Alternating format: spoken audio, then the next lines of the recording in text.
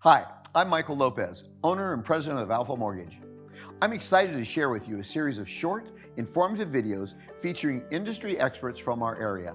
From finding a home and making an offer, all the way to closing day, we'll answer questions that will explain what goes on during the home buying process. So let's get started. You want a property, you go get it, because if you want it, get it, because your negotiating skills don't mean a thing in today's market. You Absolutely. have to pay for it. Absolutely, and that, we're in a seller's market today. So the buyers don't have as much control, or really any control, as they would have if the market was turned and it was a buyer's market. Our inventory level is so low and things are staying on the market in such a short period of time that, the sellers are really in the driver's seat here.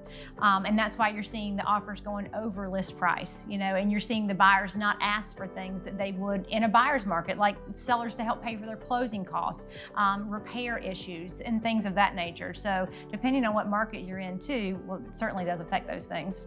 Yes, I never thought I would see the type of a market we are, where things actually go for overprice. You're deciding how much under the offer price to go. Now you're deciding how much over the offer price to get your offer noticed, and that's interesting. Can we segue into the repairs? So you mentioned that some of the sellers don't want to do repairs on their property, and so now that's kind of up in the air. As a lender, I need certain repairs to be done. If I've got wood rot, or it's unsafe, or I've got a soft floor in the bathroom, or I need repairs done from a lending standpoint, and it's called safety and soundness issues from an underwriting standpoint. And certainly Fannie Mae, Freddie Mac, VA especially, and FHA all have guidelines that they want these repairs done, and they want to make sure that when that borrower moves in, it's safe and it's sound. And so, but we find that the sellers aren't forthcoming, or they're already taking offers over, and the repair needed repairing when you made the offer, so you deal with it. And so, so let's talk about escrowing for that a little bit. What do you see? Well, I think there's a couple things going on with repairs. One thing is, you're right, sellers are like, you're paying $30,000 over what I'm asking for, you fix it. I'm not gonna make any repairs. You're seeing that issue, but when repairs have to be made, we get into a different situation where we're having issues with supply chain issues. Maybe you can't get the flooring or the wood or the resin that you need to do whatever it is the fix is to the home. And so what buyers and sellers are agreeing to do is they're agreeing to escrow money at closing for that repair to be made. There can be some problems with that. If a buyer and seller agree to escrow money at closing for repairs, it's very, very important that they have an attorney that will write up a document, an addendum for them, so they agree on this money and its disposition. So what happens to this? What happens if the person who made the quote to fix the item goes out of business? Right. And now you have to get a new quote, and it's $5,000 more than your first quote. Who pays that extra money? Or what if it comes in and they get to fix the issue cheaper than the money they saved in escrow? Who gets the excess money? What happens if? We have seen a lot of people escrowing money because they can't get contractors out there to do the work because they're so busy, right, or supply chain issues, and they're having these repairs done after closing, but the price has changed. And it's very important that the buyer and seller both understand what happens to the money if it's more than it should have been, or if it's less than they said it was going to be. What happens if?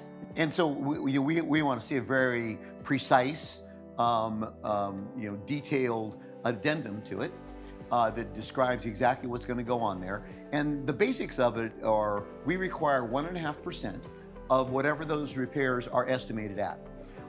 The appraiser is the one that kind of brings it in. That's why sometimes you end up with that short time frame. The appraiser, he's a little late on getting the thing back, and then we negotiate out that appraisal because if it comes in, if it comes in a little low, we're negotiating the price. But the repairs that he puts on there, we're closing in 10 days, right? By the time that appraisal comes in. And that's common. We close, actually we are still closing loans in 9 days at certain points. Yeah, I mean, when, especially when we get a lot of rescue loans from a lot of other lenders too, where they go, yeah, we could have done it, and then they can't, and so we get the loan, and we just, because I control the whole system, not control, it's not probably not a good term, but I have processors and underwriters and closers and everybody right in one building, one place, and we, what I call walk it around the room. And if we have to do this quickly, we just walk it through.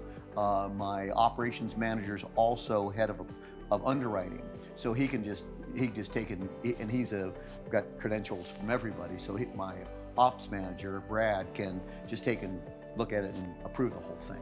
So we can do it very quickly, but that means that this whole process is happening very quickly. And so repairs, like you said, they quote them, they can't get the materials, they're so busy with other stuff. It seems like all the subcontractors have now become contractors, and it's just a very time-involved process to get anything done anymore. So we want to escrow that. We normally want to see everything done within 30 days. We don't want that to just hang on, and we really don't. But the good part about it is you don't normally see things like, you want that oven, like you run into in the builder's house sometimes, to where, it's going to be 2 months. Why is it going to be 2 months? The house looks like it's done. Well, we can't get the oven they want. We just recently had that to where, and we just allowed it.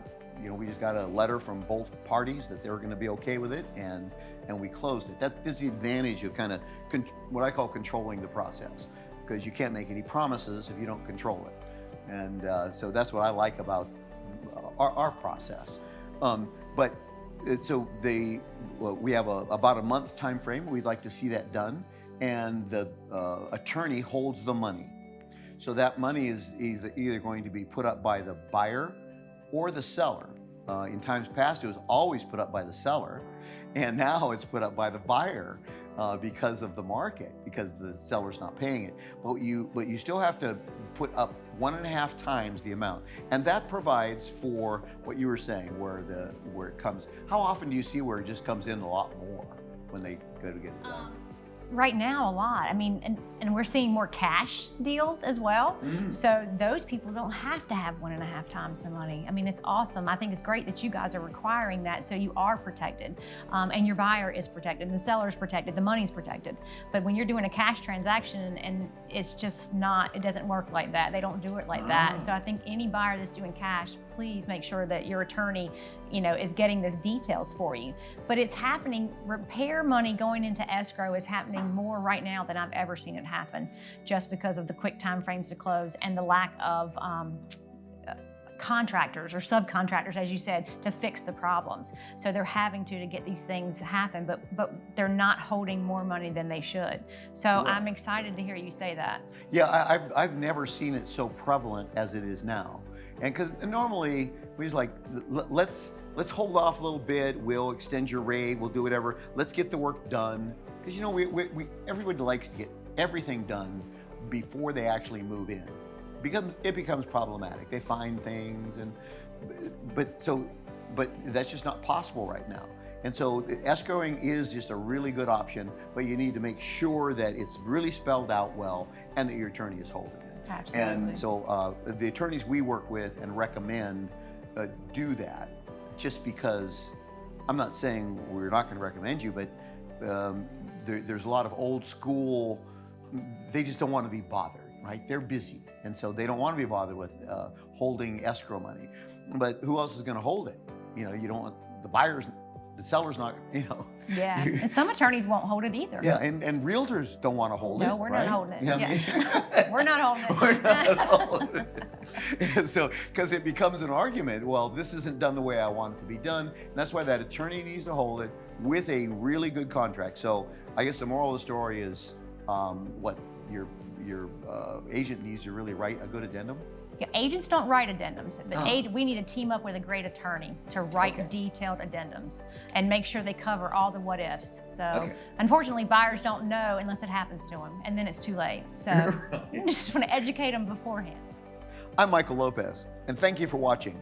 If you like this video, please give us a like and subscribe if you're not already, along with clicking the bell icon to be notified when we put out new videos. If you want to know more, please visit www.alphamortgage.com.